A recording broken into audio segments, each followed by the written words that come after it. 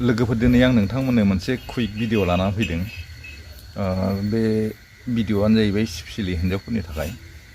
माने गोबां मानसियानो दमासिफ्राव बे फिथा सिथावखौ सावनो रोङा नालाय, बेफोरखौ मारै सावो बेखौ फोरोंनो थाखाय आङो नै इमारजेन्सि मोनसे भिडिअ बानायनाय जाबाय। भिडिअखौ लाबोबाय आं इमारजेन्सि। बे सिथाव सावनायनि फर्मुलाया एकदम इजिथार लोगोफोर।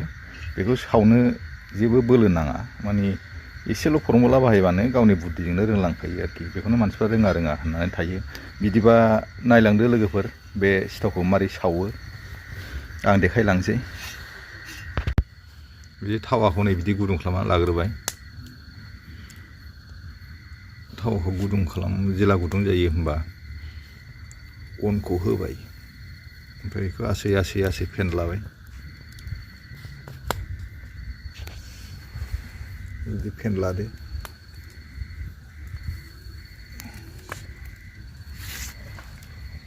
बिनिफ्राय नैबे गुर मेथाइजों सिबिंजों देनायखौ आराम बस'ना होदो। ओमफ्राय बेखौ ओरै थनदो। ओमफ्राय बेखौ ओरै थनबावदो। एसे नारसिननानै थननांगौ। जाय रोङा बिनिखौसो फोरोंदों आङो।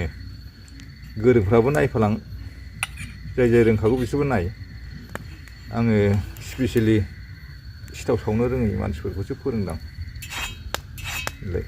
बेबादिनो जाबायनानै एसे लासैनो बे मोनगोन। ओमफ्राय आरो बिदिनो होबावदोलाय अनखौ। बेबायदि फेनलाना होदो आराम।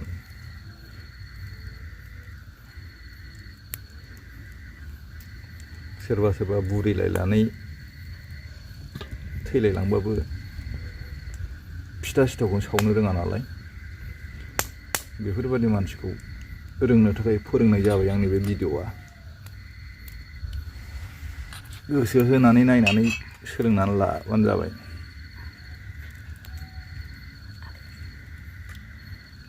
नैलाय गुरसे जाबावलायबाय। गावबा गावनि गोसोसो बे गिदिर फिसा खालामनाया। गिदिरबो खालामनो हायो आरो फिसाबो खालामनो हायो। गाव गोसो मथन गिदिर फिसा खालामनो हायो।